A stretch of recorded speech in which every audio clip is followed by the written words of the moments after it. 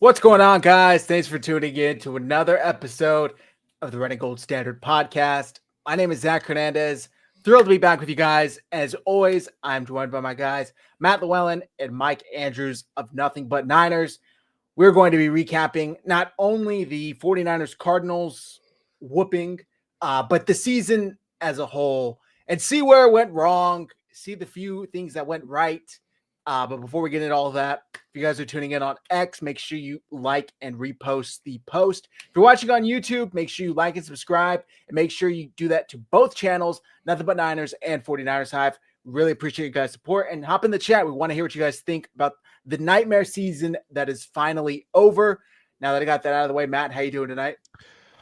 I'm doing good, Zach. It's been a couple weeks since I really have given much of my emotional calories over to the 49ers, and I've just been watching from afar. I've already been diving into some draft tape, looking at where the 49ers are, going to end up picking. Looks like they're picking 11th, which was the best case scenario in terms of once we miss the playoffs, you might as well get the best draft position possible. It does go to show how bad the NFL has been that a 6-win 49ers team can't even get a top 10 pick. So this has been an odd season overall, I think. But, if they can do well in the draft, similar to how they did this past draft, I don't know, man. I think the 49ers can retool pretty quickly to make another run. And without the even year curse hanging over us, even year curse, odd year thriving. So 2025 might be the year for the 49ers with the Super Bowl in Santa Clara. We'll see. Yeah. We will definitely see. Mike, how you doing? All is well, man. I am sitting out here in Arizona right now, enjoying this beautiful weather, and just, relaxing, man. This was a game that I didn't care whether or not the 49ers won. I didn't expect us to win it. I just wanted to go out and evaluate some of the prospects and players and, hope that we got out of there without being injured. But we weren't even fortunate enough to do that. The Niners can't even lose with grace and with style.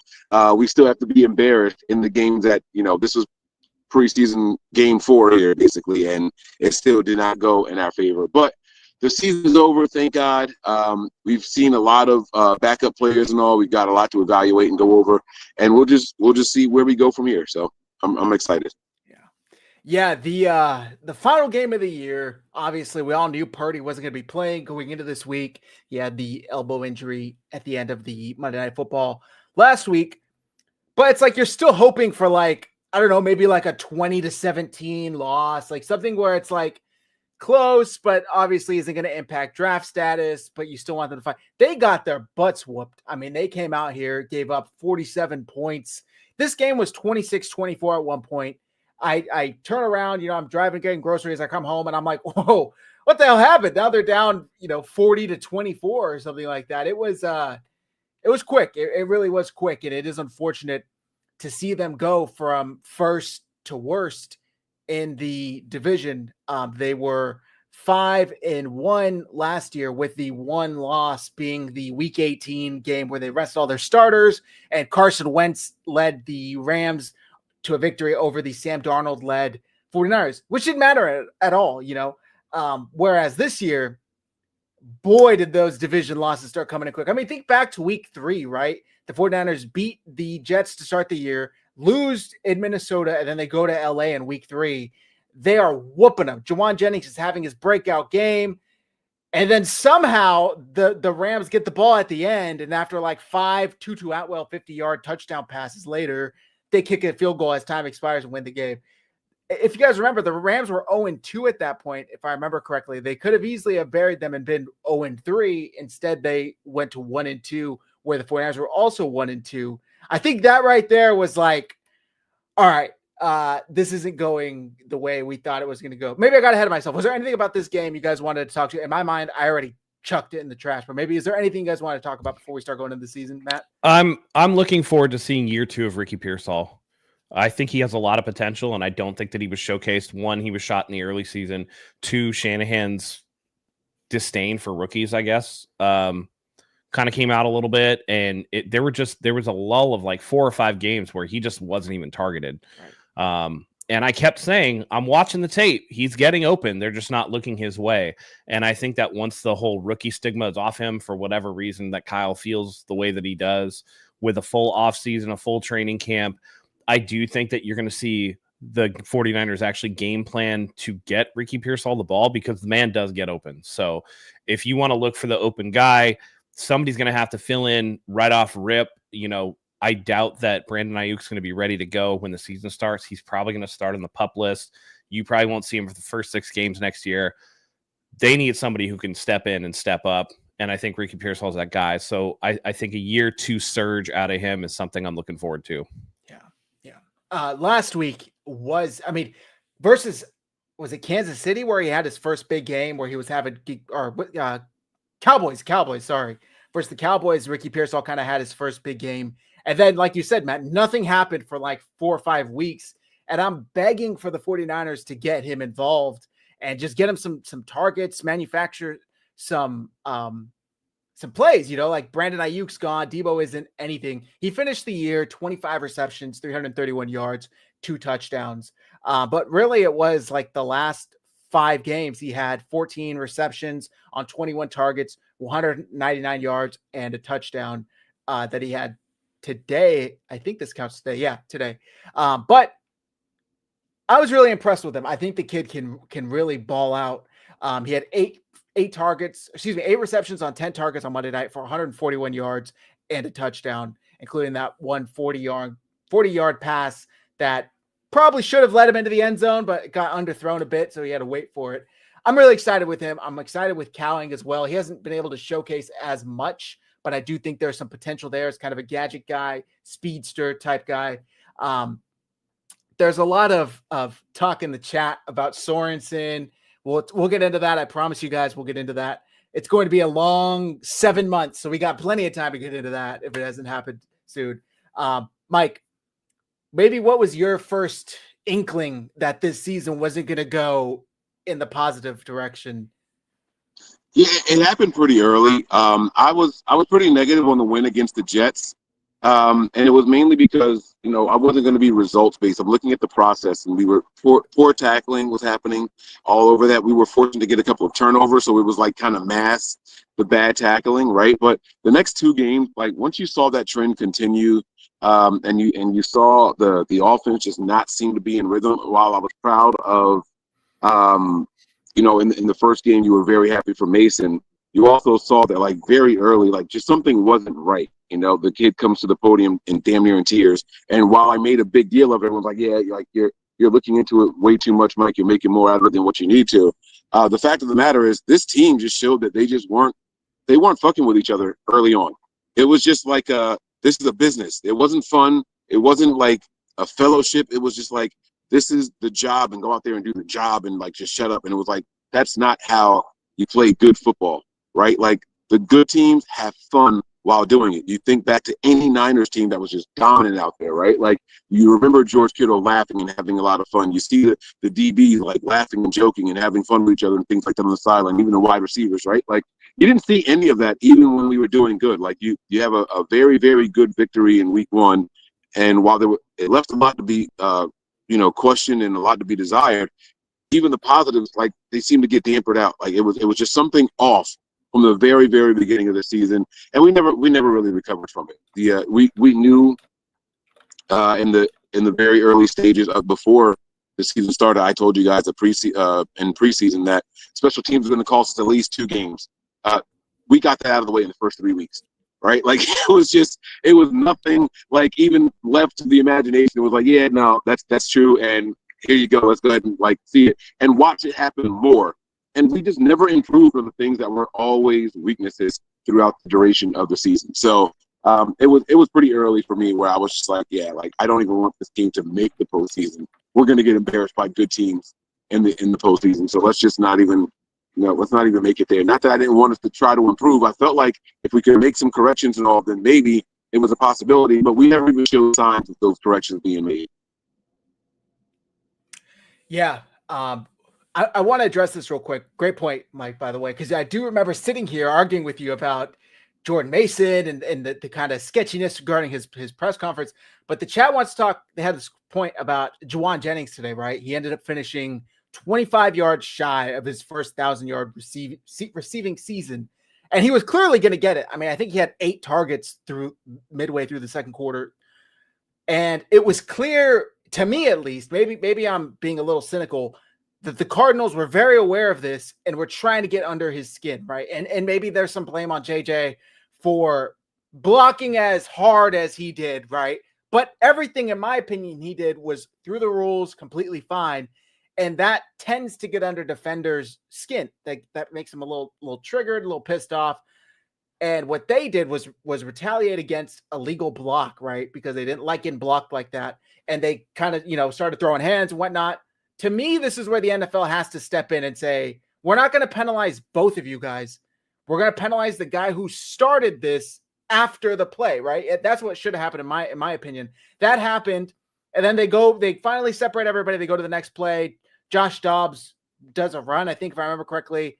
And sure enough, they're fighting again. And there's another defender, I think it's Murphy Bunting this time, who's getting into it with Jauan Jennings again. And because he just got a personal foul for unsportsmanlike conduct, he's now getting a second one play later, and he's now ejected. So both players get ejected. It doesn't mean shit to Murphy Bunting. He doesn't have his first 1,000-yard season on the line, But, of course, it does for Jauan Jennings. So, unfortunately, that happened, and he didn't get his first 1,000-yard season. The 49ers were 25 yards away from having two players finish with 1,000-yard receiving. Kittle got it last week.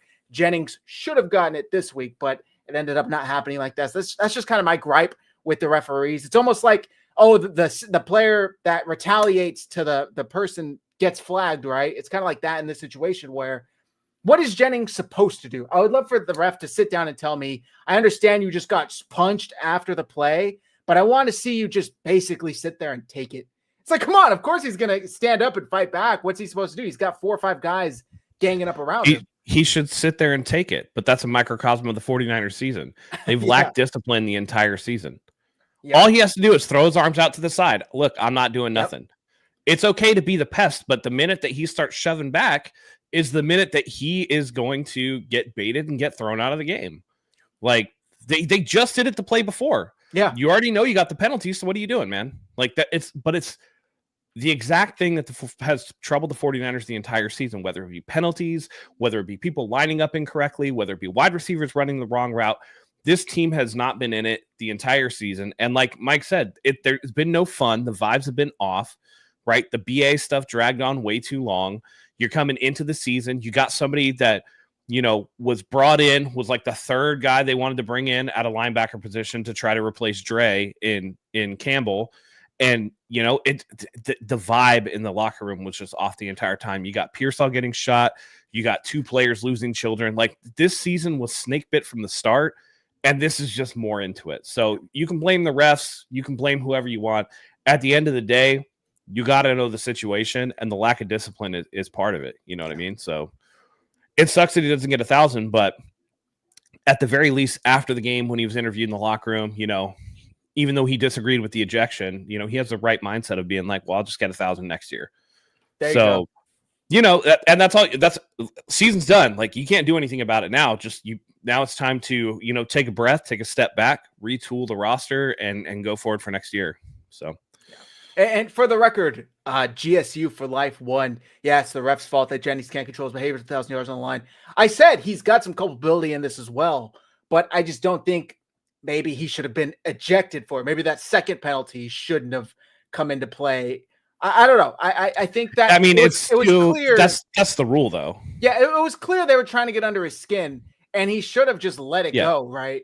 But the too unsportsmanlike is an automatic ejection. No, I agree. I agree. It's unfortunate that's how it happened. When it to me, it was extremely evident what they were trying to do. So sure. And that's a fair opinion to say it's unfortunate. However, it is another self-inflicted wound for the 49ers. Like Agreed. a lot of too many people want to lay this at the feet of the referees, but the 49ers are the ones that, like, you literally just got a penalty the play before. Right. Like, that's goldfish memory, dude. Like, you went back to the huddle and your mind was so filled with the play that you just fucking forgot you got another penalty. Like, come on, man. Like, there has to be more situational awareness to that. And that has been something that has flown over the head of the 49ers all season. I don't know what they need to do to get it right, but there needs to be wholesale changes to this coaching staff. Kyle and John aren't going anywhere. Okay. So beyond that, there needs to be a lot of changes going around. Any thoughts on this, Mike? I absolutely love what Matt said there, right? Like this is on Jauan Jennings. This wasn't his first and second time getting this penalty this season. It's not his first time getting this penalty in the last 4 weeks. It's not his first time getting this penalty this season, right? Like he's got them in seasons past also, right? At some point, one of the coaches have to say, hey, we want you to block physical. As soon as you're done, turn your back to the defender. Let them retaliate to your backside so that way the flags are obvious, right? No, we have this tough guy mantra here. We're just going to cost the team. Right. And we spend so much time applauding him, blocking guys into the Gatorade stand that none of us sit here and say, hey, that could cost us down the road. Nobody out there said we applaud it when it doesn't cost us a flag. Right. But where do we actually sit here and hold ourselves accountable and say, hey, you know what, man, while we like that and it didn't cost us a flag this time, it could cost us a penalty in a big moment. It could bear some negative fruit for us later on. So this is what you want to do going forward. Next time that happens and that guy's chirping at you, you drive him to the ground, you let go when you turn your back. Continue to run straight over him. When you get up, if he retaliates, it's going to be to the back of your number, so your nameplate, and there's no way a ref can hold that against you in that situation. They don't do that here. They never tell Nick Bosa, hey, when they're holding you, fall down so we can draw the flag. Hey, when you block really well and they're chirping against you, turn your back to them so that way they're retaliating to the backside of your jersey. They don't teach those things. That they don't emphasize those things. Well, this is our system, and our system it should work out. Like there's more parts to NFL football and flags and manipulating the playbook and manipulating the rule book than just X's and O's. And we don't get outside of that with this organization. We just bank on X's and O's being the definitive role here. Like it's a microcosm of what we've seen this entire season. Like Matt said, it was the very next play. It just happened, bro. It just happened. You didn't even finish fucking catching your breath, and you're right back doing the same exact thing again, and you want to go chest to chest, face mask to face mask with the guy. You're the one with the goal on the line. And kudos to the Cardinals for knowing exactly what to do and who to target and demoralize the 49ers in a meaningless game. We had one goal this entire game. It was to get Jauan Jennings 1,000 yards, and they took that away from the 49ers. Kudos to the Cardinals. That's exactly what we deserve. All right. Very well said. Absolutely. And on top of that, it's similar to like when we have, when Dre's playing, right? We know he's good for one, unnecessary roughness a game, right? You take the good with the bad, but there has to be some level of awareness, right? You got the first one. All right. You get one. Beyond that, you have to have some control. And I don't know if necessarily you have to turn your back because, you definitely don't want somebody like shoving you too hard and then like you get some whiplash or whatever. That's kind of but if you do like hey, man, like just hold your arms like this and just stay that way. You know what I mean? And then whatever happens, right? So I don't know, man. I just think that it's a microcosm of the 49ers season is to have, the one thing that they could hang their hats on, right? Let's get Jauan Jennings 1,000 yards.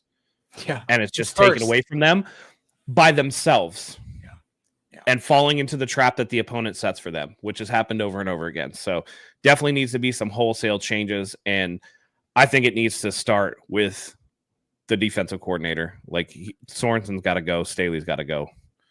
Yep. By the way, go ahead. No.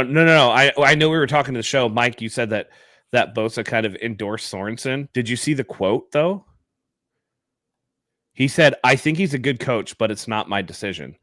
That is the most tepid-ass endorsement I've ever heard for a coach.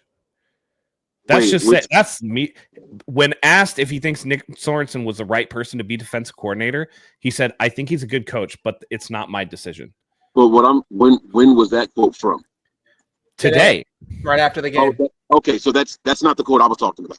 Because we were having an off mic. Okay. I don't think we were live yet when I said that. But he endorsed him weeks ago and said that he wanted him back weeks ago. And I said it off camera. Like, I don't know if he still feels that way, but he said it at that time. So I think the fact that the 49ers have given up, let's see, let's do the math here. 116 points in the last 3 weeks. I think that changes a lot of the math. 35 or more in 4 of the last 7. Yeah. So that's tough, man. The 49ers defense this year The 49ers gave up 25.6 points per game, 436 points total, and finished the season with a minus 47 point differential. Like, that's just simply unacceptable. They went from third in the league in points given up per game to 23rd. Yeah. I was just going to say, too, like, right, I don't know roughly or exactly. I feel stupid for asking for Steve Wilkes to be fired at this point. Yeah. Like, I feel like an idiot because they got significantly worse. I know I'm kind of like playing into it. I don't think that Wilkes was the right person for the job, but I think they should have gone outside. Mike Vrabel was sitting out there. I know they tried to go get Bill Belichick. I know that they tried to ask the Jets permission for Jeff Ulbrich, and they said no. But you elevated a guy who wasn't ready for the position, and it showed. And then you brought in a guy from the Chargers who, when he was their head coach, they had an abundance of problems with discipline and with holding a lead in the second half, and that reared its ugly head.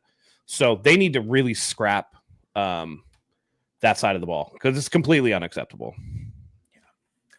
Roughly before the Bills game, maybe it was even the Packers game, they were like, when you would see those point differential graphics going around, they were like third in point differential, and everyone was like, how the hell are the Niners a losing team when they're like plus 48 on the year in point differential?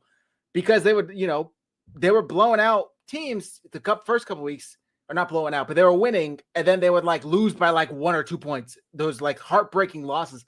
And then out of nowhere, it was like Green Bay, Buffalo, whatever other losses that have happened in the last few weeks. I don't even remember.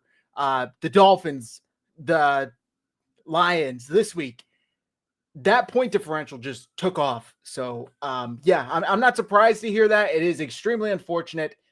To me, I don't think Sorensen was ever the guy. And we talked about this when he was hired, how it was just basically, well, shit, I don't have anyone else to hire. We tried getting Bill Belichick, like Matt said. We tried interviewing Ulbrich, like Matt said. We got blocked.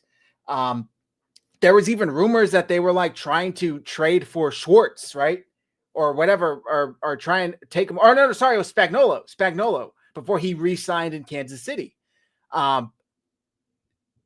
When you're sitting there and maybe he doesn't know, maybe who knows what Sorensen knew, but how long was it into the offseason before they finally hired him? It's like clearly he had to have known he wasn't their first choice. So it's unfortunate. I don't think he was ever going to, unless he like shocked us and was like, wow, this defense looks elite. I feel like it was more of a placeholder until we can get a big name guy from the outside who has proven it. I just don't think he's going to be, I don't think he's earned enough to come back. And I get you guys are going to say, Zach, but there were a ton of injuries. He didn't have much to work with. Today was ugly. If today was your magnum opus, if today was your final, here's what I can do. Let me show you what I can do in a meaningless game. I understand that, but let me put my fingerprints on this defense and show you why I deserve to stay.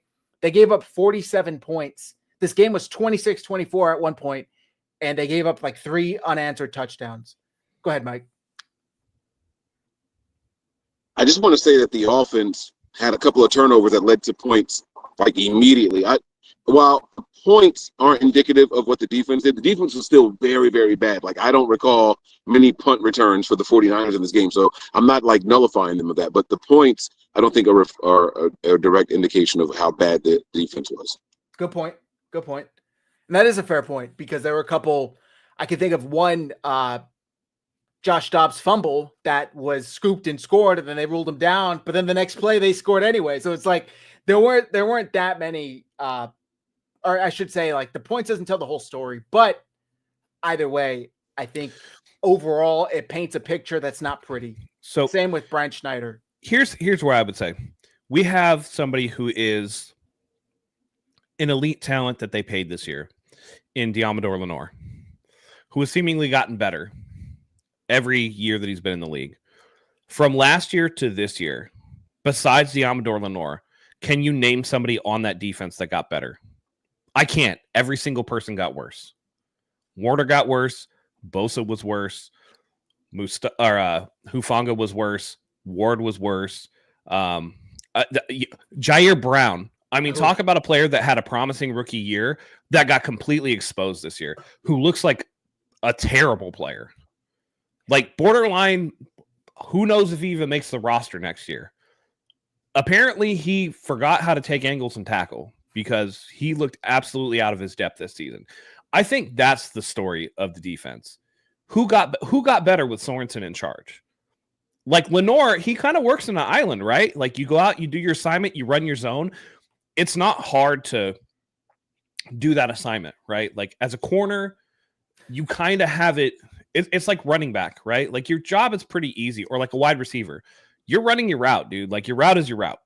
You know, your block is your block. The man in front of you, you just block him. The other parts of the defense, who you have to actually, are you stunting on the defensive line? Are you, blitzing or dropping into coverage as a linebacker, whatever, the safeties or whatever? That's a little more involved. So, like, Lenore didn't really need a ton of coaching from Sorensen to do his job right. But all the people that needed coaching, that needed that build-up, what happened? Everybody got worse. The tackling is terrible. The angles are terrible. The zone and gap, integrity is just awful. This is the worst 49ers defense I've seen in a long time. Yeah. Probably since like 2018. Like when Kyle and John first came over. This is one of the worst. Maybe the first couple of weeks under Saleh. And like when it would be like 3rd and 14 and he would like drop 9 into coverage or whatever and have like 2 rushers and they play this soft baby shit zone. It reminded me of that, but so much worse because there was no adjustment at any point of the season. They don't tackle well. What does the 49ers defense do well? Not like a player, right? Like Nick Bosa will beat his block, but or Diamond or Lenore will cover his guy. But what do they do well as a defense? They don't do anything well. They fuck up pretty well. They fuck things up very well, actually. Just like their special teams. Watching another fake punt go for 30 yards today. At this point, I'm obviously rooting for them to lose. Oh, Schneider's going to get fired. Schneider will be gone by tomorrow, yeah. I feel like. Yeah. It was really ugly. It was super ugly. Yeah.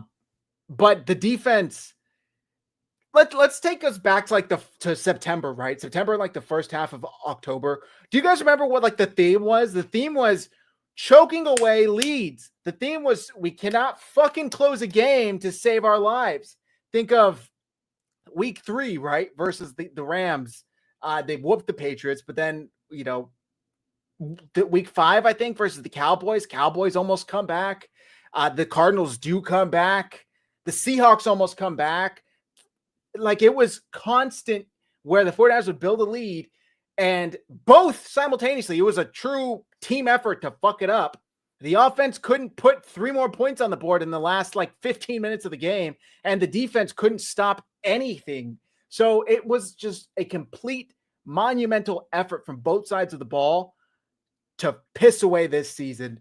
I agree with what Mike was saying, where I'm glad they didn't make the playoffs because they would have just gotten bounced in the first round. And it seems like when Kyle Shanahan, I think that's the record, right? He's either made the championship game at least or not made the playoffs at all. And it's like 8 straight years of that. Either you make the playoffs and you go at least to the championship game, or you don't make it at all. This year, they didn't make it at all. Like I said to start the show, they went from first in the division down to worst in the division, which we'll talk about the implications of that before we end today, as far as next year's schedule and how that kind of eases things up for the 49ers. Mike, what were you most disappointed in? If you would have told yourself X back in August, this happened, would you have been like, damn, really? Like that was the one thing I was counting on and that didn't happen, or that did happen? What was the most disappointed you the most? Yeah, I wanted to see the offense try to prepare to carry the rest of the team. I think they knew about Christian McCaffrey's injury early enough to kind of have a plan for it. I am not of the belief that he was really a week 1 game time decision. I don't believe that. I never believe that. And so they should have had a plan. This is Kyle's baby, right? Like this is where our head coach makes his bones, right? It's the offensive side of the ball. I didn't have high expectations. I'm answering for me. I didn't have high expectations for Nick Sorensen. I've never had high expectations for Schneider, right? So that's two phases of the game where I'm just not depending on anything. I want to see us get into high scoring shootouts and lose the games that way, right? This offense was one of the it was not a good offense. Everyone's going to sit here and talk about, oh well, look at these numbers, look at those numbers, and all that. No, because what I say is this all the time, and people want to ignore it, right? Every time the opponent scores, you get the ball back. So your offensive numbers are going to be higher than what they would be if the opposing team wasn't scoring on you. I don't care about what the offensive numbers look like. This was a disappointing offense from start to finish this year. Again, if you want to look at week one, maybe cool. If you want to look at the first half of the Lions game, cool, right? But it was just too sporadic, never ever consistent offensively all season long. That's where the biggest disappointment was for me. And I know about the Brandon Ayuk and all the holdout and all that stuff. We didn't have Christian McCaffrey. That's not enough. That's not enough to completely derail an entire season, in my opinion. You have too many really good players on this team for just that to be, oh, well, season's over. We don't have a wide receiver and a running back. No, I don't buy it. I don't subscribe to that. And if anybody out there does, you should question how good of a offensive coordinator we have, where he is solely dependent on the success of two individual players to maintain any kind of continuity. We were terrible offensively all year long. That's where the disappointment falls from.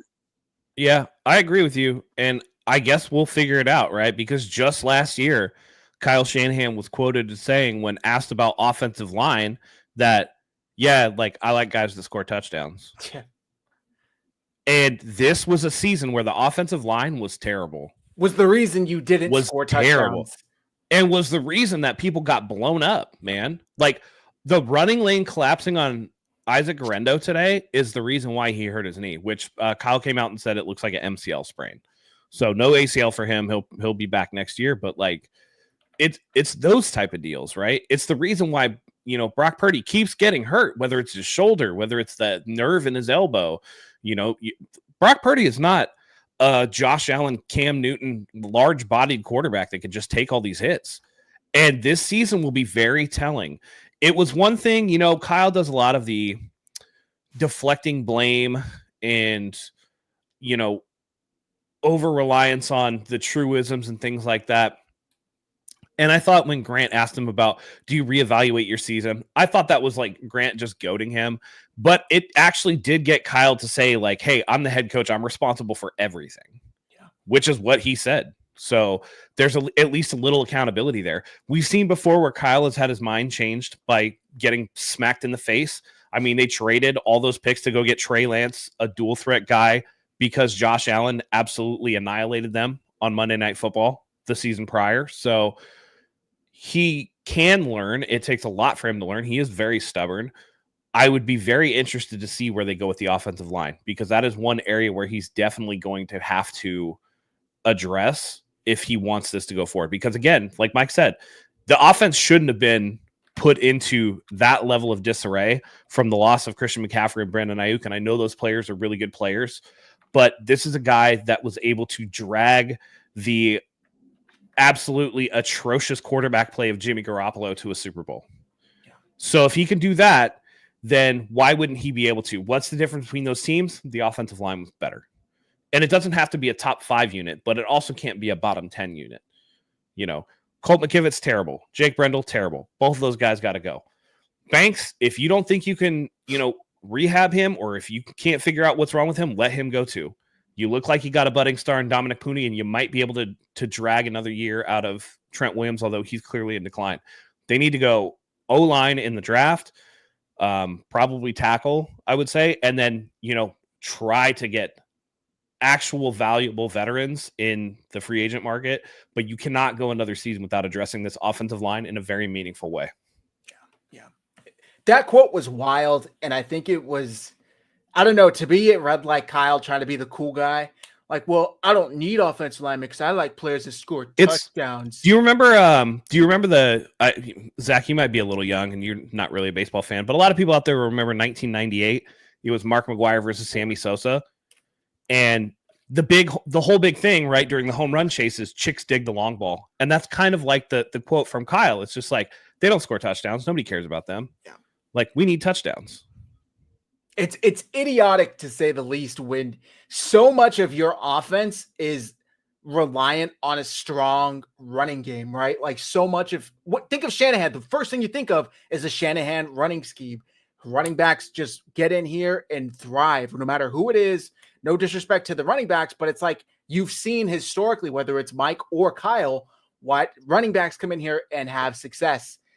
Well, for some reason, those two things don't click to Kyle that equals needing elite offensive lineman talent.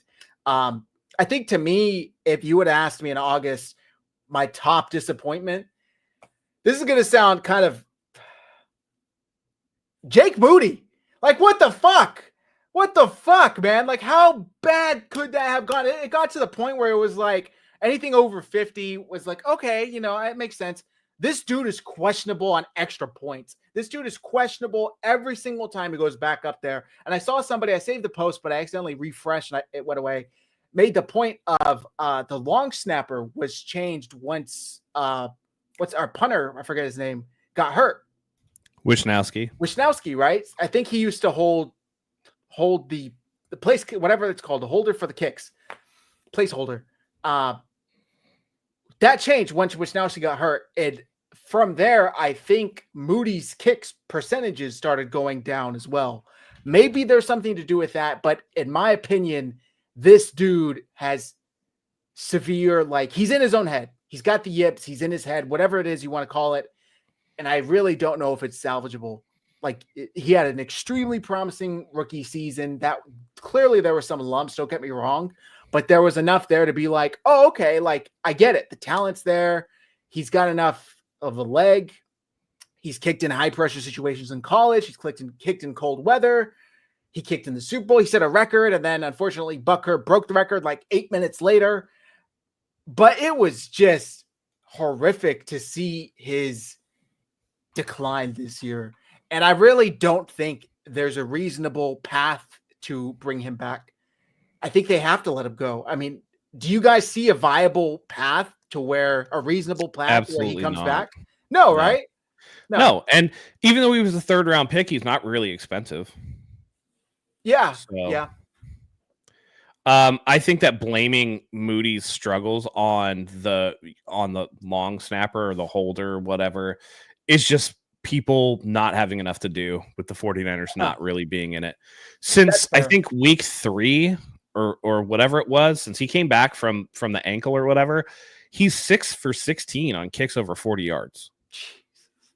Unacceptable. And I don't care if they played a 3rd round pick, a 1st round pick. I don't care, whatever. His cap number next year is less than 1.5 million. As a post June 1st cut, they would only have a cap hit of $240 million or $240,000, excuse me, on Jake Moody. They can get rid of him at any time. It's not even really going to register on the cap at all. And you can go wherever, and get somebody else. I mean, literally a guy, when Moody got injured, they literally got 2 guys off the streets that did better than Jake Moody did. They didn't miss. Neither of them missed a kick during their time here. So, it's not hard. There's a whole group of college kickers that have come out. And the fact that he lasted so long is exactly because they wasted a 3rd round pick on him. Yeah. It's that draft capital rearing its ugly head. So for anybody that ever says like, oh, where they were drafted doesn't matter, it absolutely does. And this is grade A example of that. They're going to, whenever the new league year opens or whatever, they're going to designate him as a post June 1st cut, and it's done. Like, he's done. There's no way. You know what I mean? Like, no one is going to even think twice. So just like I think Schneider's gone, no one's going to, be surprised when Moody's gone too. Yeah. And it sucks because I defended him for a long time, but then, when he started missing, and it was like probably like 6 weeks ago or whatever. I mean, it's bad, dude. You got one job, kick the fucking ball. After he got choked out in Tampa, that there was no coming back from that, unfortunately. And then of all people, Debo to do it. Talk about know your fucking role, dude. Like, you haven't done anything for this team this year when you've desperately been needed. It's unfortunate. But yeah, I see the chat, hey, UFL kickers, undrafted free agent kickers. Like, Brandon Aubrey is arguably the best kicker in the league this year. And the dude got signed off the street like a month before the season started. He was playing soccer. So clearly a 3rd-round pick isn't necessary to go in to get a kicker. In recent history, I think actually it works against kickers if they get drafted higher. Like, they almost never turn out, unfortunately. But another thing that I think, unfortunately, really let me down was Purdy's play.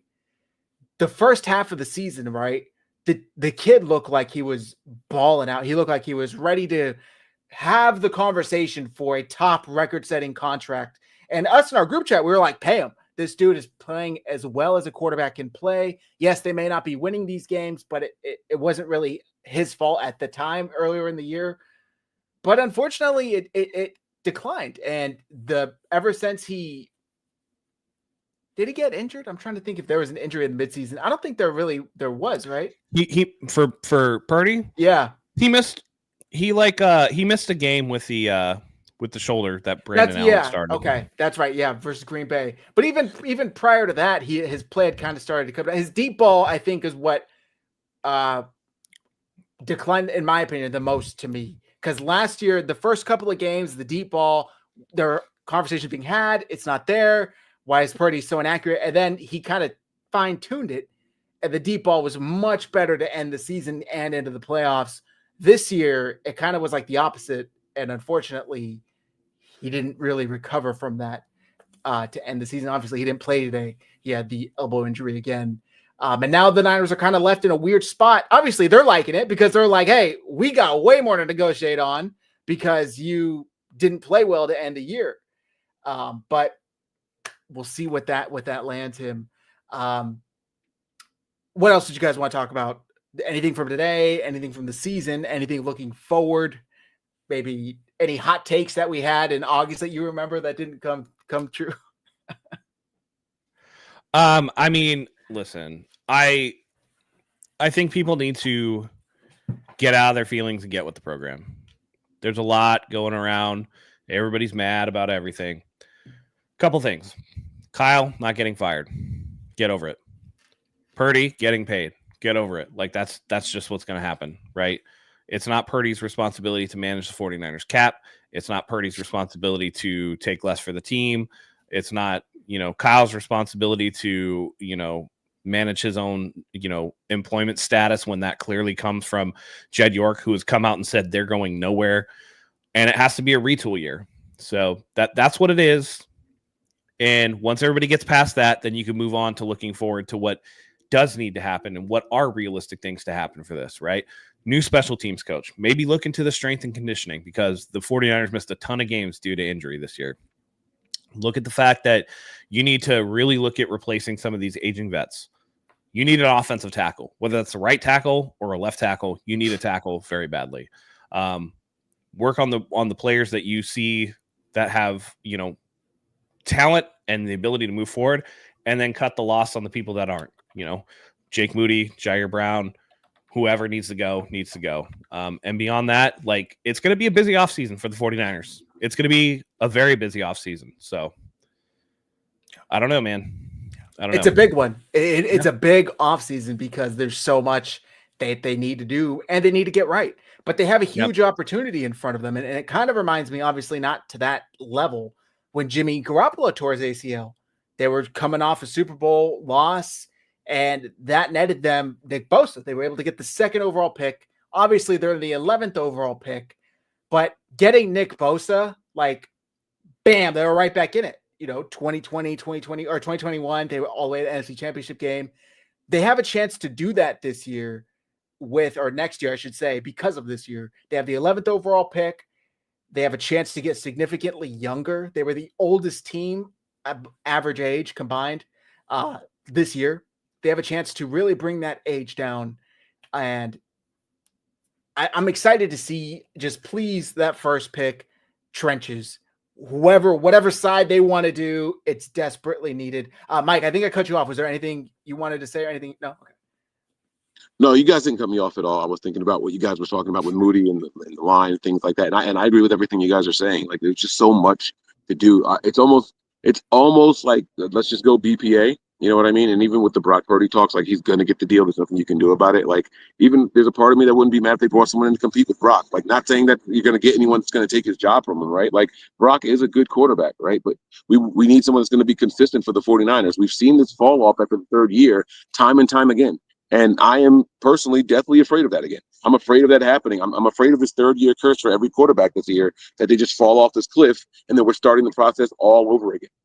So I'm not opposed to bringing somebody in for competition, whether it be an undrafted free agent or you draft somebody or you go out there and get someone in free agency. Like just find somebody to come in here and just make it so that it doesn't look like we're just, all right, we're going through the motions and Brock is our guy and it doesn't matter. And all right, any game where we know it's going to be raining, just chalk it up as a loss right now because we have Brock Purdy. Like I don't want to go into a season where that's the case, right? Like I would like to have us have some sort of control of our own fate and destiny and not just like, we outsmart ourselves so many times with this team, and we just accept it. Like we just take everything at face value. It's like, oh well, we have a quarterback that can't throw in bad weather. So if you're playing in the snow, or if you're playing in rain, like it's not going to be a good game. Why us? I would say snow. I don't know about rain. Like Brock's ball doesn't die like Jimmy's ball did in the rain. And remember, Brock's first start, he beat Tom Brady in the rain 35-7. So I don't know if that, but I understand where you're going with it. But I think that they need to be able to keep Brock Purdy upright. Like this season, he was running around like a chicken with his head cut off, trying to do too much. And I do think part of him was trying to play for that money. So I think it would behoove the 49ers to, if you know you're going to pay him, don't do this like song and dance back and forth, whatever. You've already come out and told everybody that he's going to be the guy, right? And you're going to pay the man. You already said that you've budgeted to pay the man. So then get it done early. Get it done right away. I think I can't remember exactly when he's eligible. I think it's like March 5th or something like that. Whenever the new league year is, he's eligible to get a contract. Have that shit signed that day. And then guess what happens to Purdy? All that pressure of getting that money comes off of him. Then you work on keeping him upright.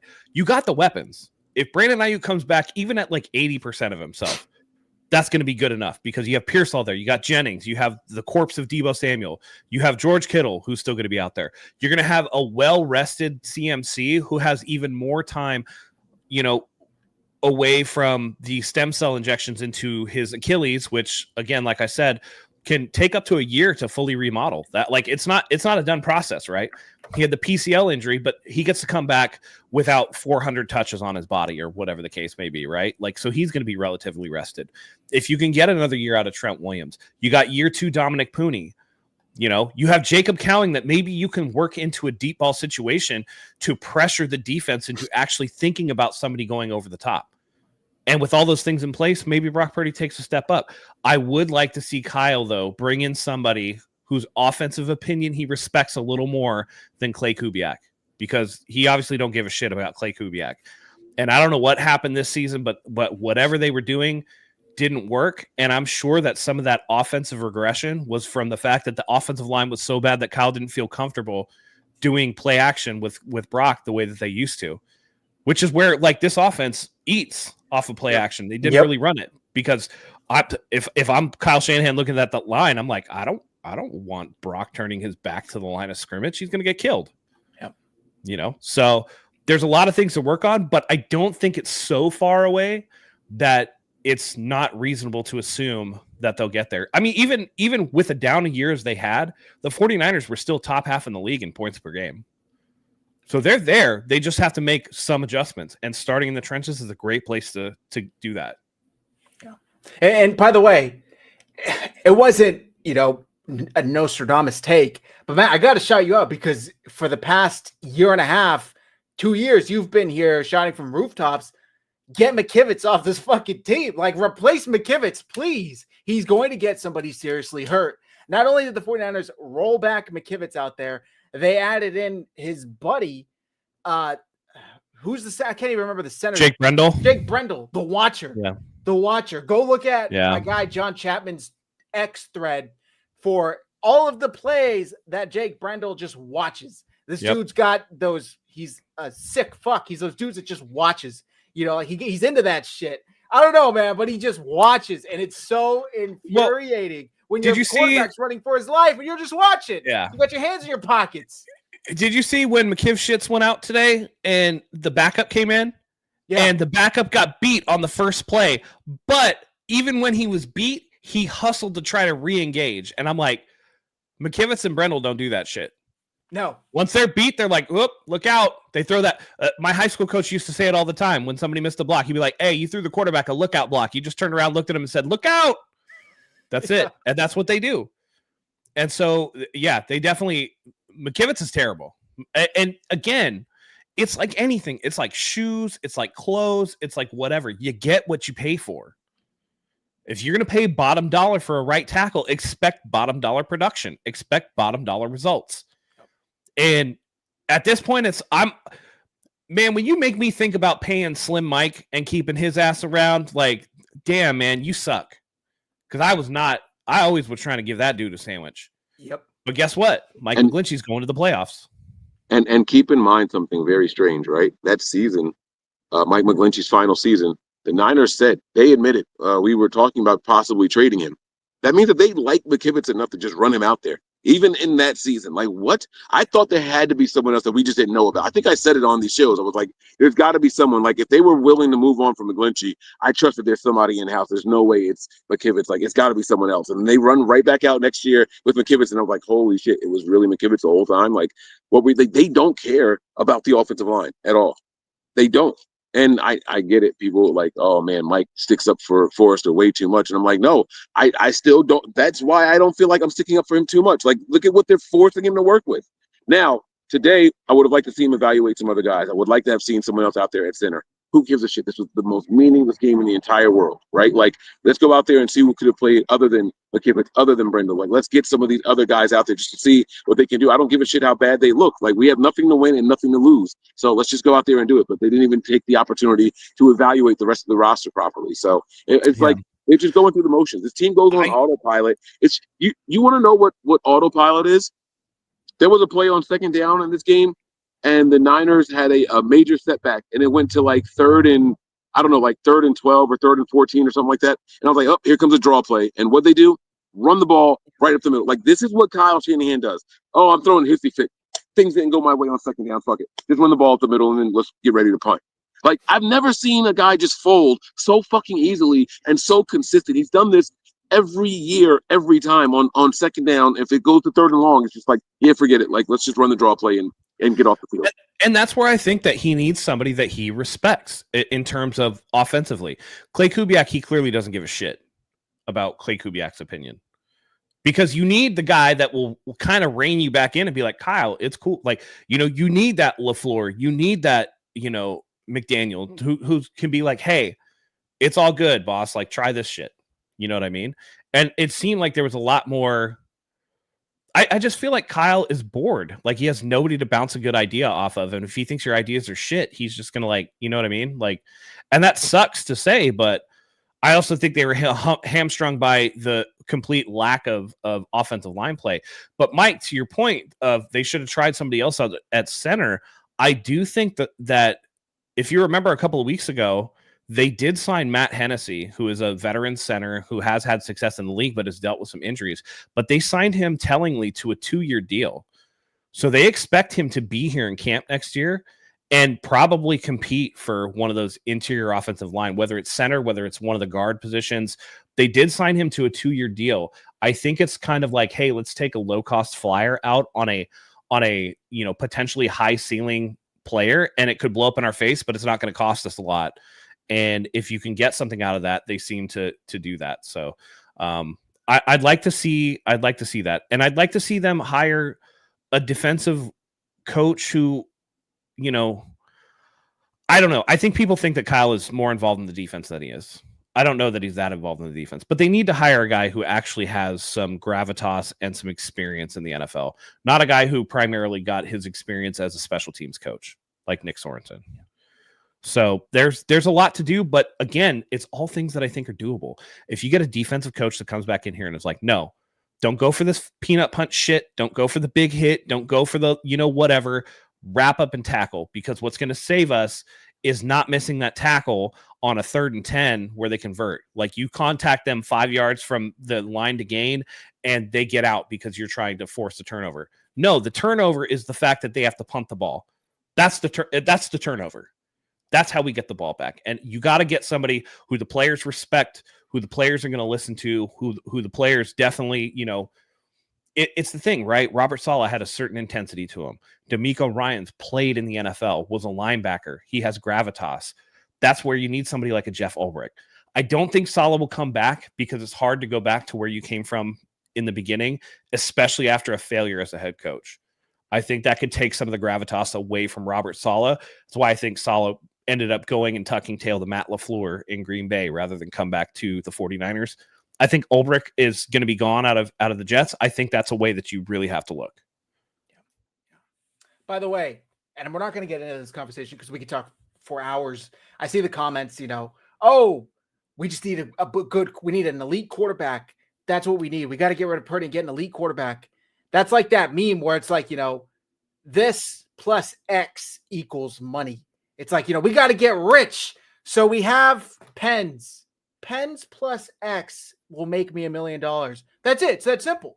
There are 30 other teams, probably, maybe 25 other teams that are saying we need an elite quarterback too. Like if they just grew on trees, it would be very easy. The 49ers traded a shitload of capital into what they thought would be an elite quarterback who's now on another team and just now started today, like his second game in the NFL.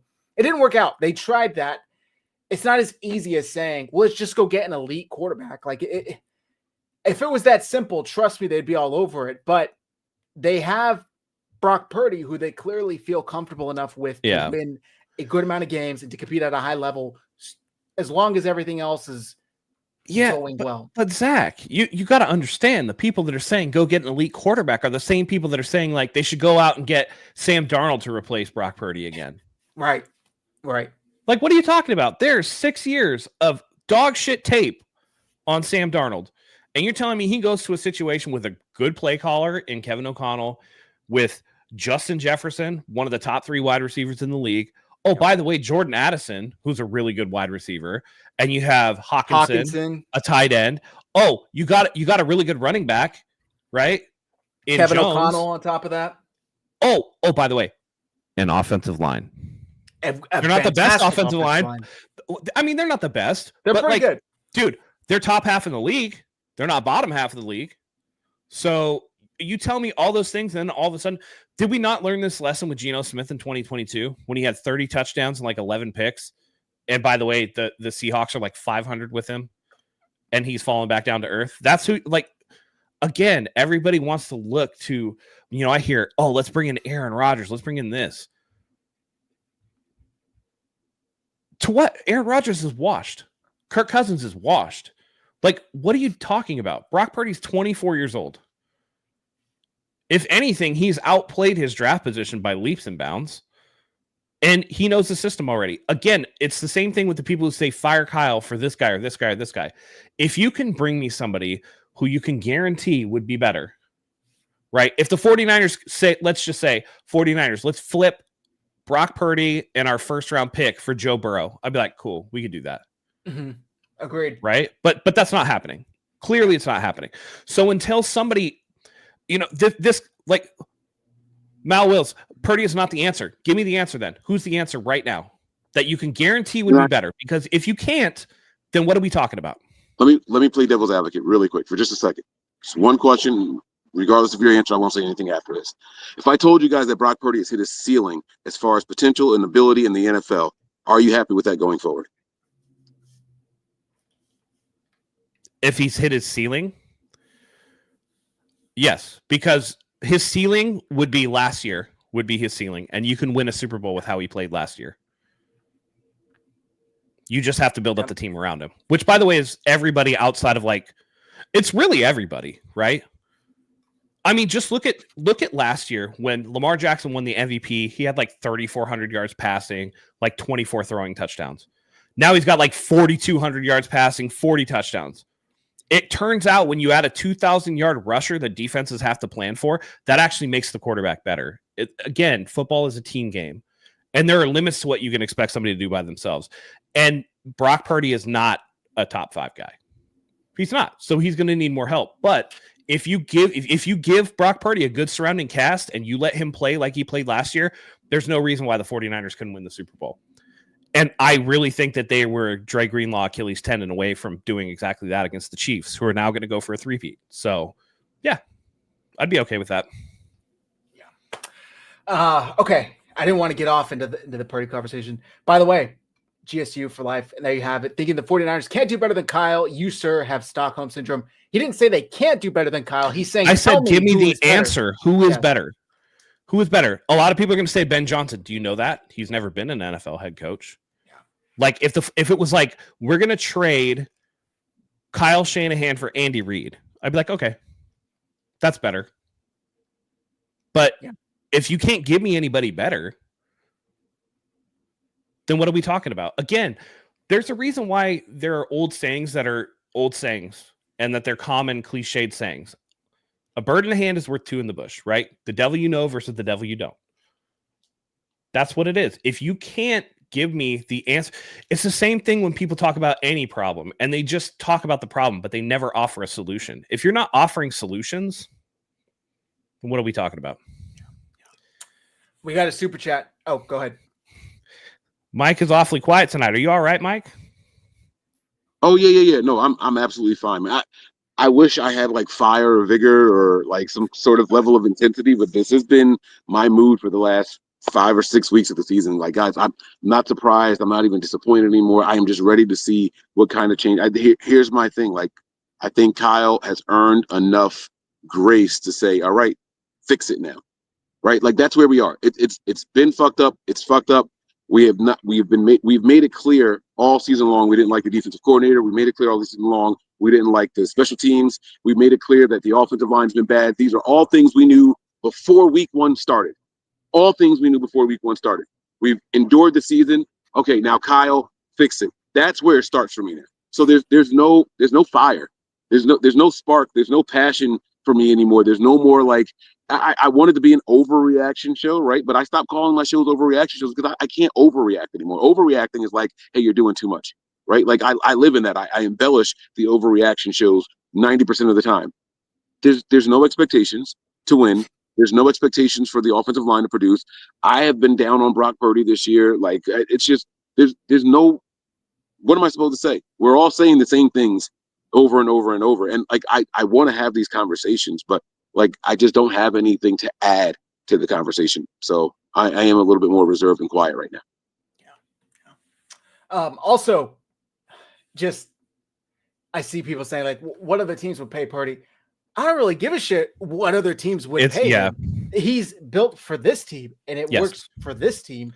And as long as you can continue to make that work, then I think that's what the price should be, right? Whatever the market rate is for a top quarterback, that's what you're going to have to pay if you continue to be able to win games with him. If it comes to a certain point where you decide this isn't working for the team anymore, they're not winning games anymore, then sure, you can make that decision and go from there. But it's about the 49ers, how they're built and how they could succeed. Not any other 31 teams. It's like buying a car, right? Oh, one guy's like, oh, I'm gonna spend $100,000 and get this sports car, this BMW or this like Tesla Model S or whatever the case may be. But then somebody else is like, well, I'm gonna pay $100,000 for F-350 turbo diesel, and the guy with the sports car is going like, why the fuck would you buy that? This guy's like, well, I'm not doing what you're doing. I'm not trying to go fast on the freeway.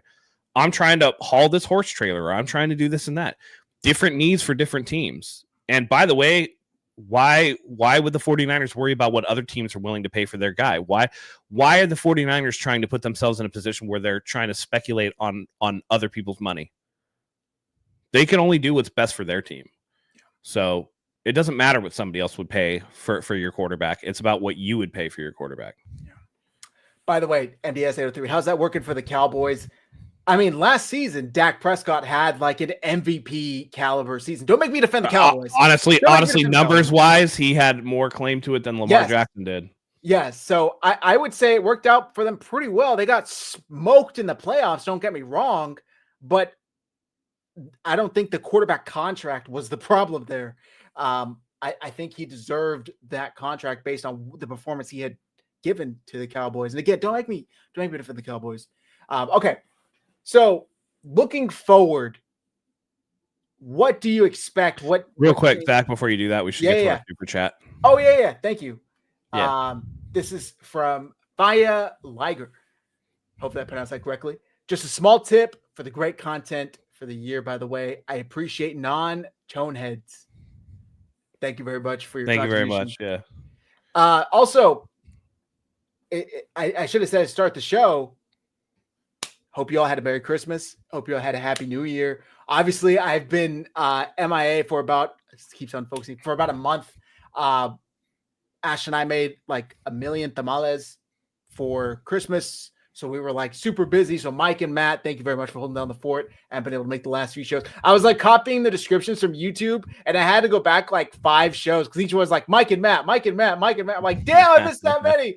Yeah, but I hope all you guys had a fantastic Christmas and New Year's. Thanks for tuning in with us. Sweet. Thank you. Yeah, absolutely. Yeah. All right. So looking forward to next year, what major changes would you guys like to see? Maybe let's start with like who they have here and who you don't expect to come back. And then if you want to talk about like additions, draft picks, free agents, whatever. Sure. But who do you not expect to be back there? Guys like Debo, Juice, etc. What are you looking to see? Are we talking players or are we talking coaches? Because we can go off on coaches. Both. Okay. Mike, why don't you start us off? Yeah, I'm going to start with Kyle Allen and Joshua Dobbs. I want to see that quarterback room mixed up a little bit. While I do expect Brock Purdy to get a deal, I would like to see the Niners go out there and go after somebody physically gifted. There's no shame in my game. There's something exciting about having a quarterback that you think can run it if you need to, or throw the ball 60 yards if you need him to make that kind of throw, right? Not that this offense is dependent on anything like that, right? But there is something exciting about the guy with the big arm and the guy with the physical mobility and all that stuff. Whether or not he's going to be the starter is, I don't care about that. I don't expect him to be the starter, right? And I do, again, believe that Brock Purdy's going to get it. Bring me 2 more guys in here. Bring me 2 more guys in here that I can just say, hey, when they come in, let's see what they got. Like, just give me something else to look forward to. So I'll start there. Mike, how about 2 names to float at you? Please. Zach Wilson, Justin Fields. Let me throw out there too, Joe Milton. I'm just throwing that out there. He's got a rocket for an arm. I can't get excited about one guy in a game that means dog shit nothing. No, he's done it in one game. In college, he's done it in preseason for the Patriots. All I'm saying is the potential's there. Completely untapped, raw. I'm talking like realistically available guys, though. Zach Wilson and Justin Fields will both be free agents. Yeah, no, you'd have to trade for Milton. Yeah. But, okay, I just had to throw that out there because I'm kind of a fan of his, and I would love to see him be developed. Oh, let me get this out of the way right now. The Vikings are not trading J.J. McCarthy. If anything, they're going to franchise Sam Darnold and make him prove it before they give him a long-term deal. But J.J. McCarthy was the 9th overall pick in this year's draft. They're not, or the 10th overall pick, whatever it was. They're not trading him. They have no incentive to. They would take a cap hit if they traded him. There's literally nothing there. So we don't need to talk about that. Matt, what would you like to see? Or Coach Kasurik, pretty much everybody universally on the defensive side of the ball, in coach wise, gone. Just clean house, start over. And that means you're going to have to start over with a lot of guys. You're going to have a couple tentpole guys. You're going to have Deommodore Lenoir. You're going to have Malik Mustafa, who's a young guy. You're going to have Nick Bosa. And, of course, you're going to have Fred Warner. Beyond that, everybody's expendable. Everybody on that defense is expendable. You let Hufanga walk. You bring back Dre Greenlaw. Because if it's between those two, I'm bringing back Greenlaw every day and twice on Sunday. And you just start over. This unit was a bottom 10 unit in the NFL. Fuck them all. Get them out of here, and start that over because it clearly didn't work. So, damn. All right. Like I said earlier, get younger. Please infuse this roster with some young, unproven talent that is eager. We said this weeks ago. We said this in the offseason. My problem with the 49ers, their stars, is that they fucking act like they've done it. They act as if, technically we didn't win the Super Bowl, but we kind of did. It's like there's an asterisk and, no, you didn't win. You didn't win. And the hunger, I feel like, isn't there anymore because of that technicality. They feel like they've done it. Or they're in their feelings. Did you see the Debo thing where he's like, "Oh yeah, it's like a big depression Yeah. when you don't." I was Blah, blah, depressed blah, for blah, blah. weeks. I didn't talk to anyone. Yeah. Couple things. Sorry about the Renardo Green. Again, I'm just going spitballing off the top of my head. Anybody under a rookie deal is going to stay, right? That's actually done something. Now, I don't know if somebody like, I'm sure Jair Brown's going to stay as like a depth piece, but I'm talking about like people who are playing. I expect Renardo Green to actually be that second corner this year. So it's likely Ward walks too. Yeah. Yeah, I mean, you can't pay him. You shouldn't pay Hufanga. I would take the chance on re-signing Dre Greenlaw because he obviously it puts a lot of heart and emotion and fire into the defense. Yeah. You saw it the game like the half that he played. It's just all heart. 8 tackles in the first half or whatever it was before he had to exit. So. Yeah. And I see all the people in the chat talking about Justin Fields not better than Brock Purdy. It's not about being better than Brock Purdy. It's about like bringing in new blood, like Mike was saying, to kind of, challenge. Not necessarily challenge Brock, but at least, give them something to think about. Yeah. And we've seen, right, with Sam Darnold or whatever, that people have left the 49ers and gotten, some play somewhere else. Better. And not necessarily... I mean, and especially in the case of, like, for me, I would be very intrigued to see them try to sign and bring in Zach Wilson as a backup. Because as we've seen with it's like if it's the Jets and if it's the Browns, a quarterback goes there and they're going to get screwed up. I mean, look how good Baker Mayfield is playing after leaving Cleveland. Darnold has been rehabilitated after leaving the Jets, seemingly. Zach Wilson was never put into a position to succeed there. But even then, he did better than Hall of Famer and Aaron Rodgers, who looks absolutely washed and should probably retire after being with the Jets. So there's enough of a track record with Jets quarterbacks being really bad while in New York that I think, take a flyer out and see what happens. And he's done it with some of these highly touted prospects that didn't make it. He's done it with Josh Rosen. He did it with Sam Darnold. Why not do it with Zach Wilson and see what you have at the very least? Let's see. There were some comments in here I wanted to get to. Oh, this one. Why do I keep moving my hand in front of my camera? No, I'm not held hostage. No, I'm not giving you signs. It keeps like getting in and out of focus. So when you put your palm there, it refocuses it. Winters. Yes, I think Winters is still on his rookie season or his rookie contract. Excuse me. Let's see. Okay. Jesus is Lord. What would you do in an ideal world if you guys were GMs? What would you change? Would you tear everything down or go another year with the core players? This is what I feel like I've seen on Twitter. People are like, oh God, they're going to run it back, aren't they? Oh my God. What do you like? Not, this isn't a shot at you, Jesus Lord, but like people on Twitter that are like, how dare they think they could just run it back? Do you expect a team to be like, all right, you're all released. We're going to draft, 70 players and sign, it's like, clearly, you have to return a core and you retool and you let go and you draft and you sign. I think the core is there for this team, but there are a lot of questions that go into it, right? Is Trent coming back? Obviously, they want him back, I would imagine. What does Christian McCaffrey look like? How late into the season is Ayuk going to be available? Do you bring Debo back? I know a lot of people are out on Debo. I think he comes back. I feel like it's a really good shot. He returns next year unless somebody gives like a crazy offer for whatever reason, which I don't think would happen. I feel like you try and infuse younger talent. You did that with Ricky Pearsall. You did that with Renardo Green. Even Isaac Orendo, unfortunately, before he got hurt today, which looks like the 49ers avoided a serious injury there. And on the defense, you guys talked about it. Renardo Green, D. Winters as well. Malik Mustafa, like this draft class really hit and they desperately needed that. So they have, do they have like 11 picks in next year's draft or something like that? I think so. Let me see. They need like 6 or 7 of those to hit and hopefully develop into starters, if not really high level role players and contribution players. Joe Boyd says, Bosa is stupid then, Sorensen is lousy. I mean, you're not going to get a player out there straight up saying, I don't want Sorensen back. I don't think he did a good job. Also Agent 48. Mason, I'm 99% sure off the top of my head is a free agent. And He's a restricted free agent. Oh, okay. So they can tender him, and then they have opportunity to match. And if somebody signs him while he's tendered, the 49ers get draft compensation. Well, that changes things a little bit. That's nice to know. Yeah. I didn't know that. 4 picks in the top 100 and 6 in the top 140. So and that's ability to change the game. Yeah. So I mean, and this team has been good. They've turned over multiple times before. Yeah. Remember the season that they went to the Super Bowl with Jimmy G at the helm. They're running out Richard Sherman and Akella Witherspoon, K'Wan Williams, Jason Verrett, Emmanuel Mosley. None of those guys are on the team. D anymore. Ford, Jimmy Ward, Jaquaski Tart, Yep. gone. Right? D Ford was out there.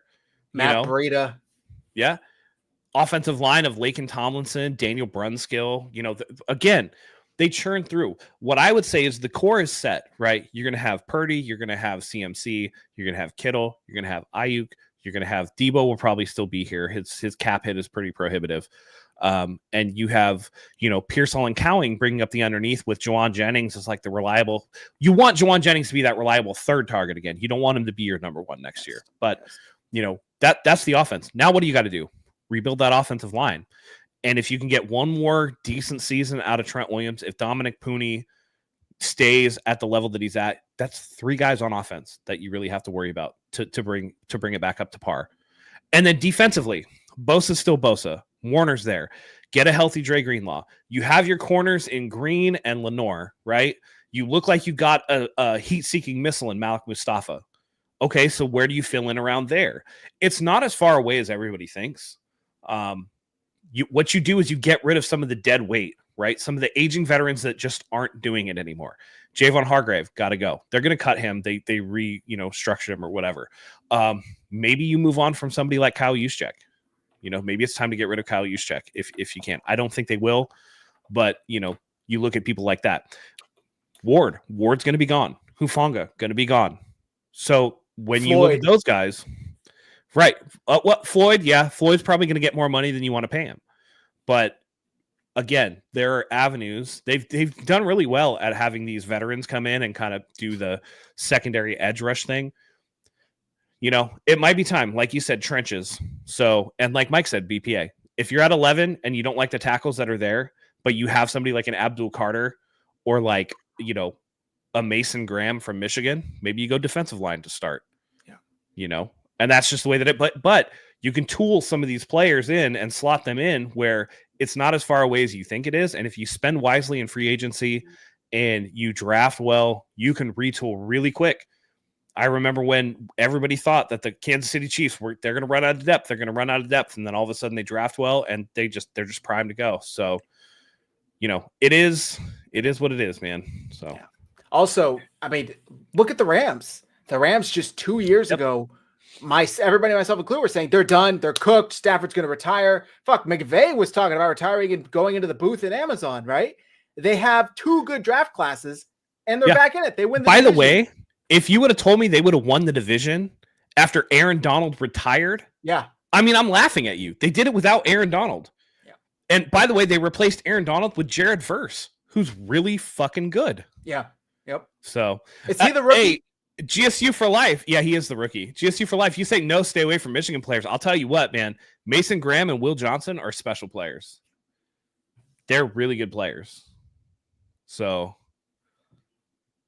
I don't know what to tell you. Don't let Jake Moody and Ronnie Bell fuck you off of. Listen, one's a kicker and one was a 7th round pick. All right, just relax. Michigan has a lot of good players coming out. So. Also, I see people saying, Kyle's going to draft another dumb receiver in the first round. I might be misremembering, but I think the only 2 receivers in the first round we've gotten is Ayuk and Pearsall. Under this regime, yeah. Under Kyle. And Ayuk obviously turned into a good star wide receiver 1 for the 49ers. And I would be extremely intrigued to see how the season looks for Pearsall if he didn't get shot like a week before the season starts. By the way, when he scored his touchdown today, did you see he did a gunshot celebration? I wasn't sure what that was, but yeah. Apparently he pointed to his chest and was like, I was like, damn, dude. Yeah. I really expect a year 2 leap out of Pearsall, because if you watch the tape, he's a super crisp route runner, and he catches he's got sticky hands. Yeah, he's really impressive. And him paired with he's gonna be good. Ayuk and Jennings, I think would be a hell of a wide receiver 1, 2, 3 for the 49ers. So agreed. Okay, they're not going to go wide receiver in round 1 though. It's going to be definitely it's going to be either offensive tackle or it's going to be like a defensive tackle or edge. How about do you guys see any changes running back wise? Obviously they're free agents, but like, what do you expect them to do? Do you think they just sign like a free agent from another team, or do you think they waste their draft pick on it? They're gonna draft like a round 6 running back again. You know they will. Yeah. I was gonna say round 4 or 5, but 6 I'm not mad at either. Like they're gonna draft higher than what you think they are for the running back position. I think that this season kind of showed what running back could mean to the team. Yeah. They're gonna need somebody that's durable and someone that's versatile. I think the value of that position has magnified itself this season in particular. So they're not going to, hold any qualms about it. Once they start coming off the board, expect the Niners to move up for someone. Hit the like button, guys. By the way, I floated this out in the group chat, and I wonder what you guys would think about this, because it's back-to-back season-ending injuries, and he will be a free agent. What about a low-cost flyer on somebody like Nick Chubb? I'd be all over it. I think the talent's there. You wouldn't be asking him to have. You wouldn't be asking him to be the lead back. Right. No, come in, spell McCaffrey's, maybe be a goal line type back. That's where I'm thinking Nick Chubb can score touchdowns from the goal line, and I think that's something there. And then you have Garendo as your running back 3. But I think that Mason's going to go and get paid somewhere, probably like a Jacksonville or, something like that. And Dallas. I got my money on Dallas. Yeah, Dallas. Or, and Elijah Mitchell is he's so injury bitten that they're not going to re-sign him. Yeah. Okay. Obviously, people are saying Scatabo. What Scataboo. Okay, don't even put that stat up on the screen, dude. What in God's name? Okay. What would you guys think? Holy tight shit. end, I think, is something the 49ers desperately need to address. They need a tight end too, for sure. They desperately need a tight end too. And one that can block, right? Because Sauber was supposed to be coming in and be, bit of a blocking tight end, but he can catch. He can't do either. The man can't do either. He's a horrible run blocker. Every time he tries to catch a pass, he either catches it and gets immediately tackled or doesn't catch it all. So I would love to see them get a tight end too in the draft here. But please, the trenches desperately need to be revamped. Both sides desperately need some beef in there. Defensive tackle, whether that you address that early or later, I don't care. But defensive tackle needs to be added, especially if you're going to let Hargrave go, which I think they probably do. It's vital that they do that. Is there anything else we didn't talk about? I don't know if they let Hargrave go necessarily. I know it sounds football, right? It's like, come on, Mike, like he hasn't done anything for us. He's been injured more often than not. I think that it would be a mistake to let him go when he's finally healthy instead of seeing what you could have gotten out of him. You paid him a lot of these guarantees. He's probably walked away with $25-30 million already. We've got to be towards the lighter side of his contract now. Like, if he's healthy. If not, then cool, move on. But if he's healthy by the time camp rolls around, I'm bringing his ass back. Like, earn these pennies, earn these dollars that we've given you now. I don't know what the contract looks like and all that, but if the big money is already gone due to the injuries and the guarantees and all that, we've paid you. You got to come out here and give us something back now. We got to get a return on investment. Yeah. Okay. Well, that's a good point. It is a good point. Definitely need some coaching changes. Defensive coordinator. I don't see Sorensen coming back. I don't see Schneider coming back. I'm hoping they go for a big established guy, not a younger guy trying to prove his name. Boy, I would just pay good money if they could get Jim Schwartz away from Cleveland. I would love to see that. Mike Vrabel's out like there. Raheem Morris.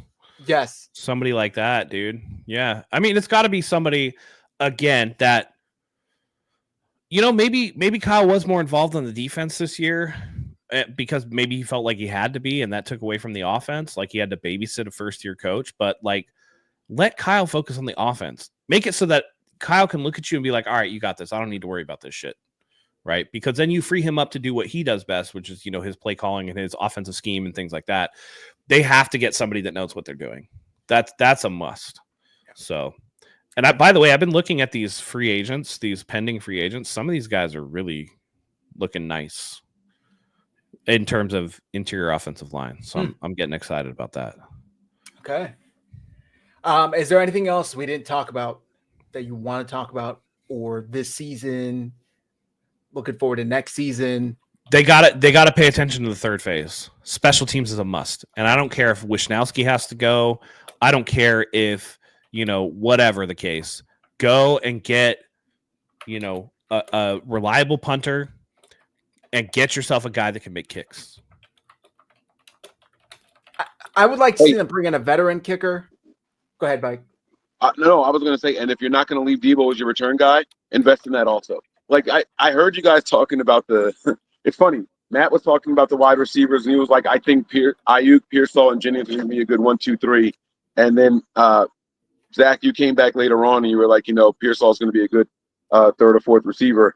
But I don't know that any of us are confident in Debo as a constant target as a wide receiver. But if he's going to be the return guy, cool. If he's not going to be that, then you guys need to go out there and invest in even that. Like, you really have to take some effort into improving the special teams units all the way around. Kickers, punters, returnmen, like, go out there and, like, you got these 11 picks. Like, who cares if you use your 6th or 7th round picks on strictly a return man? Like, improve the special teams unit. Like, if this season showed us anything, like, it's a valuable part of the game. It's a valuable phase of the game. Yeah. And I don't know that Cowing's the guy. He just seems very slippery out there. It just first cut he makes, he slips. Maybe Pearsall can be that guy. We don't know.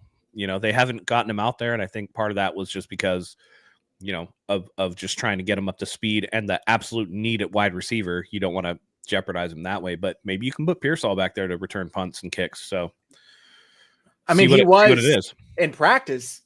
He was in practice, yeah. So, but I think that the BA injury, because Brandon Ayuk got injured before Ricky Pearsall came back, I think that necessitated not using your first round pick on those returns, because in that instance, well, if he goes down, now we're really behind the 8 ball, and we're left with, Kyle wanted a route runner out there, right? BA is known for running really crisp routes, really good routes, and Pearsall runs really good routes. So if you don't have a good route runner out there, you're left with a Jennings who, again, runs good routes, but has slow feet still. I mean, to this day. More of a and you have Debo, who runs the laziest fucking routes ever, right? And then you have Cowing, who really doesn't have a full route tree at this point in his career. So you kind of go away from that. But next year, I mean, it wouldn't be unreasonable to think that Ricky Pearsall can do something. Yeah. I like this, by the way. They got to change defensive scheme. The scheme's got to change. It doesn't work. It just doesn't work. No. It doesn't work. Tampa 2 seems to be coming back in vogue. Apparently, quarterbacks don't know how to read it. That was the whole thing this year, right? Quarterbacks don't understand. You can invert safeties and things like that. There's a lot you can work off of it, but I mean, everything goes in cycles, right? After the Tampa 2, it's going to be the 3-4, right? It's going to be some bullshit. So just run something different, though, that people know how to attack this. And Warner and Lenore and Bosa and Green, they're going to work in whatever scheme you put them in, right? Like, I have full confidence that Nick Bosa, if you needed him to be, could be a 3-4 outside linebacker. Like, duh, just go rush the passer. Yeah. You know what I mean? So, by the way, this comment from Jesus is Lord, all it took was Andy Reid. It's Patrick Mahomes. Kyle needs himself as Patrick. It will be good, right? Please remember the narrative and the thought, behind Andy Reid prior to him getting Patrick Mahomes. Like, it wasn't, oh, this is the greatest coach in the NFL. It was, this man will never get over the hump. Andy Reid is a good coach until January, and then he can't get over the hump. Obviously, Patrick Mahomes has changed that, and now everybody views him as, oh my God, how did Philly ever let him out the door? Oh my God, he's the greatest coach ever. He's a great coach. I'm not taking anything away from him, but I'm just kind of put this in context with Kyle Shanahan. Like, maybe don't be so quick to give up on a coach or a player. Look at, Darnold leaving the Jets. Look at Baker leaving the Browns. Like, these players are not a finished product 1 to 2 years into the season or into their careers, maybe even 3 to 4, they're still not finished. Look at Jared Goff. If you would have told somebody when Jared Goff was here in LA, he's going to be putting up the numbers that he's putting up in Detroit, I'm sure a lot of people wouldn't have believed you. So people develop, coaches develop, players develop. Like, it's not a finished product within the first 2 to 3 years. So, by the way, I think even if you are out on Kyle, I still think he has earned the right to prove that he can right this ship. He has earned the right based off of the success he's had here, even though he hasn't won a ring, that he has a chance to redeem himself. By the way, I do want to tell you guys too that the whole, beyond just the narrative for Andy Reid, remember that revisionist history on Patrick Mahomes, because in all of the mock drafts, he was mocked towards the end of the first round and into the second round. Yep. He was viewed largely as a project quarterback. Mel Kiper and Todd McShay had him at like 27th. They still had going to the Chiefs, ironically enough. They traded up to go get him. But the Patrick Mahomes was not viewed to be this generational talent that Patrick Mahomes has been. And by the way, the Chiefs are not the number 1 seed because of Patrick Mahomes this year. Just want to tell you guys that. But it's easy in hindsight to be like, damn, they should have taken Patrick Mahomes. But when you realize that, I will say this until the end of time, when Kyle gets hired by the San Francisco 49ers 2 or 3 weeks prior to the NFL draft combine, you're not hitching your wagon to an unknown commodity at quarterback who you have not been scouting because you've been the offensive coordinator for a team with the reigning MVP and Matt Ryan. You're not looking at college quarterbacks in the first round. You're just not. And you're not hiring staff that has been scouting quarterbacks in the first round. You have to set up all your scouting things. And that's why that first draft, other than I think probably George Kittle, that entire draft was pretty much a miss. You know? So like that's just the nature of the beast. And people will kill Kyle for that, but I'm like, I'm not killing Kyle for that because you're gonna hitch your wagon to a quarterback that you don't even know the quarterbacks. And let's remember, and this is exactly what Matt was saying right now, if he did hitch his wagon, that would have been tied to Mitch Trubisky, who was taken 2nd overall that year. Yep. So if he was the consensus first quarterback in that draft class, so how many people would have been mad that, Kyle came in, had 8 weeks to study film and drafted this trash player from UNC? It's revisionist history to say, yeah, but he passed. I'm out on Kyle because he didn't even scout Mahomes. Dude, okay, fine. But there were 10 teams that also didn't draft Patrick Mahomes? Like it goes without saying. How many teams didn't draft Tom Brady? How many teams didn't draft Joe Montana? Like, it happens every single year in every draft class. Teams miss. It's a fucking guessing game at best. You're shooting in the dark. They have educated guesses. Players look like they looked in college sometimes, and players look nothing like they looked in college sometimes. Nobody would have projected Patrick Mahomes to develop into what he did. Same with Josh Allen. Mike, I think you were one of the few people I knew that was like, nah, Josh Allen is going to develop into a star. Yeah. Josh Allen's my number 1 quarterback in this class. And I thought you were batshit crazy for like the first 3 years of his career, and look at what he's turned into. So kudos to you, Mike, because you had that one right. Nobody else did. I guess the Bills did, but I was shocked when they did that. Yeah. I just want to read something real quick. This is Greg Cosell, who I respect more than a lot of people, wrote an article for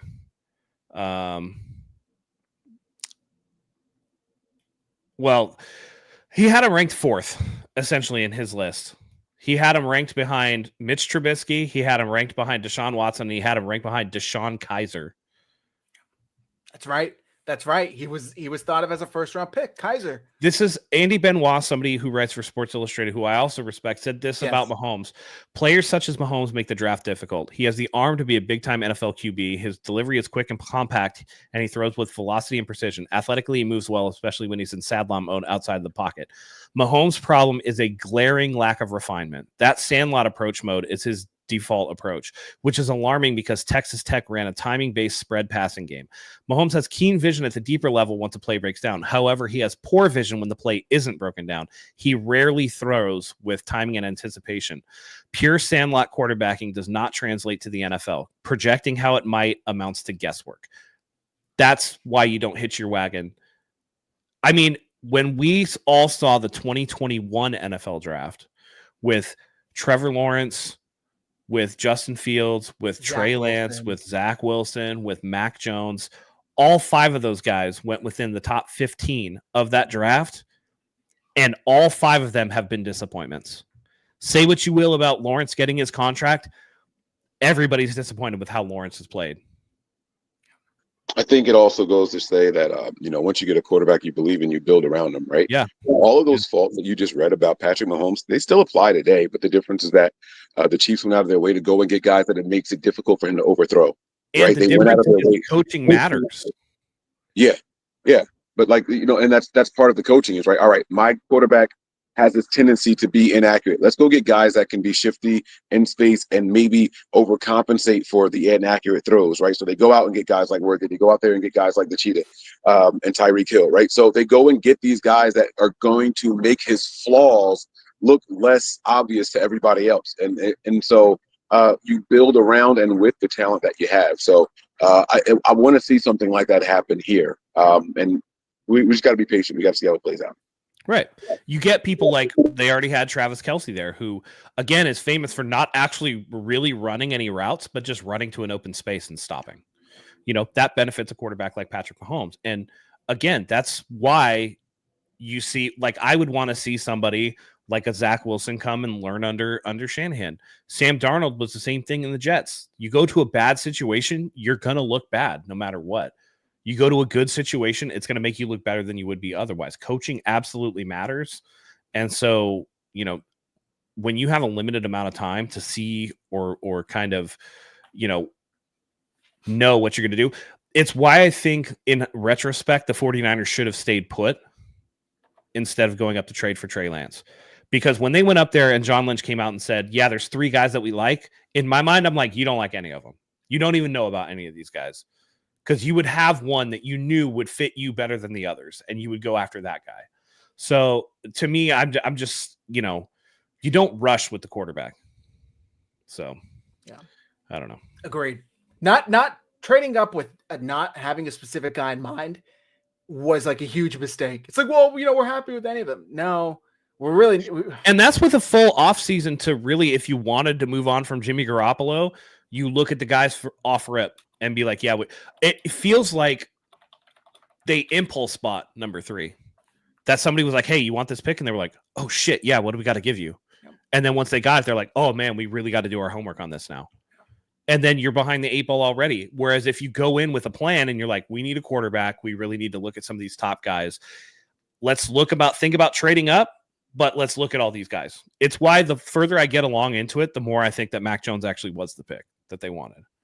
And then once they got to a point where drafting Mac Jones at 3 would have been seen as a little bit too rich, given the fact that he doesn't have the physical tools that the other guys have, you look at it and go, okay, now they're playing scramble mode and they're trying to pick the guy that they perceive as being like the smartest guy, regardless of everything else. Who's going to process this system the best?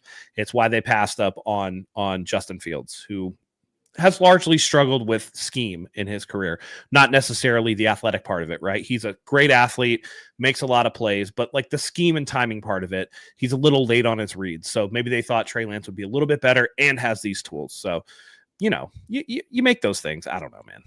Anyway. By the way, I don't think people think Kyle Shanahan's like a genius. I think people talk about him as like an offensive genius is because Oh, we lost Zach for a second. Okay, there we go. I got lost for a second. No, you're good. He grew up in the NFL. He's been around this. He knows it like the back of his hand, right? But I wouldn't say Kyle Shanahan is like a super genius with like 160 IQ or whatever the highest. It's like, no, he just knows football really, really well. I don't think Andy Reid is a super genius either. He's just football really, really well. They just know they're like savants. They know one thing and they know extremely well. And here's the thing. I love that people just go after, but he should have superior evaluation skills. Well, the job of his scouts is to do the bulk of the legwork for him during the season while he's, fucking coaching the goddamn team, right? He gets to come in the offseason, but they've been so good that they haven't had the normal amount of time. So now he gets a full offseason. Guess what? It's offseason already. Yep. Now it's time to put up or shut up. On January 5th, the 49ers are done playing football. The draft isn't until April. Kyle has 3 months to look at everybody he wants to look at. So now the expectation is, let's see how he is as an evaluator. But, letting the scouts off the hook, letting John Lynch off the hook. John Lynch does have a job, people. Like, he is the general manager for better or worse. They're all part of this. So, yeah. All right. That's going to do it for tonight's show. Thank you, everybody. I know it was a year from hell. We appreciate you guys rocking with us. Another season in the books for the Red and Gold Standard podcast. Mike, you've been a fantastic addition. So we'll say thank you for making the time to join our shows. You're a wonderful, wonderful addition. We love having you. Please let the folks know where to find you. I'm sure they already know, but let them know. Yeah, guys, please head on over to the Patreon page, patreon.com/NB9ERS. That is right there below me. The party doesn't stop. We are going all year long with various thoughts, different points of film and rewatching of games and things like that, and just evaluating overall. And if you guys are looking for me tonight, I plan on going go-kart racing with my family very soon. My mom is here. Her birthday was yesterday, and we are in Arizona because of my daughter's birthday. So we are going to go out and continue to enjoy our night. It's only 7:30 here in Arizona, so we have a lot of things to go out and do still, try to make the best of our time. The Niners may have lost today, but this day is going to be a win emotionally for us in this house. So, yeah, that's what I got. Exactly. Before you go, we got a super chat from Sean. Ever see crude oil barrel burn when you didn't know it was under the burn pile? Wow. Anyway, at least we finished strong. Thank God that's over. Be blessed, guys. Mike, look at pick on text. Thank you, Sean. Thanks for your contribution. I'll take a look when we're done, yeah. All right. That's going to do it for tonight's show, guys. Appreciate you. All of our handles are on the screen. Please make sure you follow all of us on X. Hit like and subscribe to 49ers Hive and Nothing But Niners. Matt, take us home. Yeah, listen, the season might be over, but that doesn't mean the content's going to stop coming.